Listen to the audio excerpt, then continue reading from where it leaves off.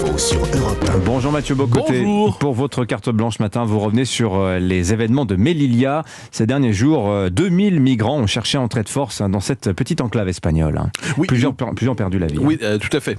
Et pour bien comprendre ce dont nous parlons, il faut rappeler ce qu'est Melilla, soit une enclave espagnole au nord du Maroc, qui depuis un bon moment a été ciblée par les migrants africains à la manière d'une porte d'entrée privilégiée sur l'Europe.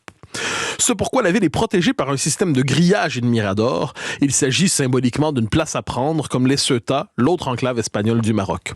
Et de fait, on cherche à la prendre. Qui regarde les nombreuses vidéos, dis-je, de cette nuée, sera frappé par la violence des migrants qui entrent de force dans un territoire qui leur est interdit, qui violent consciemment une frontière qui leur est fermée et qui se croient pourtant en droit d'imposer leur présence dans un pays et sur un continent qui s'y oppose pourtant. Oui, ces vidéos, il faudrait les diffuser à grande échelle pour que chacun comprenne la nature de ces mouvements. De manière étonnante, les grands médias s'en empêchent, comme s'ils y voyaient une réalité qu'ils n'ont pas envie de représenter. Les seules images qu'ils mettent en circulation sont celles qui participent à la culpabilisation de l'Europe, jamais celles qui pourraient la pousser à une forme de sursaut défensif. Il est difficile de ne pas y voir une bande qui arrive de manière conquérante. Sans surprise, plusieurs d'entre eux, parmi les migrants, étaient équipés d'armes blanches et contondantes. Pedro Sanchez, le premier ministre espagnol, a ainsi affirmé qu'il s'agit, je cite, d'une attaque contre l'intégrité territoriale de notre pays. Fin de la citation. Autrement dit, d'une agression, même d'une invasion. L'ambassadeur du Gabon au Maroc a résumé la situation des termes très clairs en parlant de gens armés prêts à braver l'ordre et la discipline. L'ordre et la discipline est très discipliné, dis-je, dans la conquête. Certes, les choses sont toujours plus complexes et parmi les migrants, cette fois, plusieurs ont trouvé la mort. Ces morts sont naturellement bouleversantes. Qu'on ne se trompe pas toutefois, elles ne sont pas dues à une réaction brutale des autorités espagnoles, mais à l'effet de cohue. Pour reprendre les termes utilisés par un responsable des autorités marocaines, ces hommes ont perdu la vie à cause des bousculades et en chutant de la clôture de fer lors d'un assaut marqué par l'usage de méthodes très violentes de la part des migrants toujours. Avec raison, Madrid tient responsable de ce désastre les mafias qui créent les conditions de ces ruées. Elles sont indissociables des associations humanitaristes qui prétendent se porter à la défense des migrants, mais qui objectivement se comportent comme une cinquième colonne en Europe au nom d'une conception dénaturée de l'hospitalité, bien que l'ONU, notons-le, accuse les autorités nationales marocaines et espagnoles d'une responsabilité majeure dans ce désastre. Mathieu, vous le disiez, ça n'est pas la première fois qu'une telle crise a lieu. En effet, d'autant que dans le monde qui est le nôtre, la migration provoquée est devenue une arme politique, une technique de guerre indirecte utilisée par certains États contre d'autres. Le Maroc l'a déjà utilisée contre l'Espagne et le Maroc accuse cette fois l'Algérie de s'y soumettre, d'y participer, dis-je, de l'user d'une manière ou d'une autre.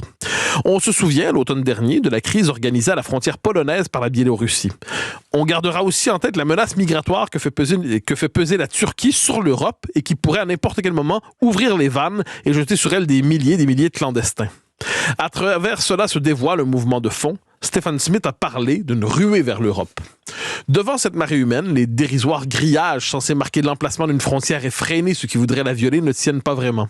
Une civilisation incapable de prendre au sérieux ses propres frontières et d'assurer leur défense en appelle sans même s'en rendre compte à ce qu'on les transgresse, comme s'il s'agissait de tracés arbitraires et légitimes qu'un monde nouveau devait enfin balayer et effacer. Mais est-il possible, Mathieu, de contenir ces mouvements migratoires ? Il faut regarder les choses froidement. À l'échelle de l'histoire, il ne fait nul doute que c'est une civilisation qui s'impose chez une autre, à travers un changement de population sans précédent que les démographes lysenkistes font profession de nier, en expliquant que rien n'arrive et qu'en fait, ce qui arrive est très bien.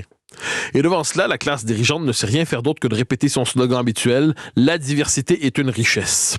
Hypnotisée par des reportages à répétition mettant en scène une misère suppliante en quête d'un avenir meilleur devant un Occident prospère et égoïste, l'intelligentsia lance des pires accusations à ceux qui rappellent qu'une frontière ne saurait être une passoire. Ces crétineries idéologiques masquent bien mal l'épuisement d'une classe dirigeante qui finalement ne trouve plus l'énergie de défendre les frontières de l'Europe, mais qui en trouve encore pour combattre ceux qui se portent politiquement au rempart, en les assimilant au populisme et à l'extrême droite, comme si l'Europe devait se purger de sa dernière pulsion de survie en la diabolisant. Les civilisations sont mortelles, on l'a assez répété depuis que Paul Valéry l'a écrit. Il est toutefois plus rare d'être contemporain de leur effondrement. C'est notre triste privilège aujourd'hui d'en être témoin. Merci beaucoup, Mathieu Bocoté.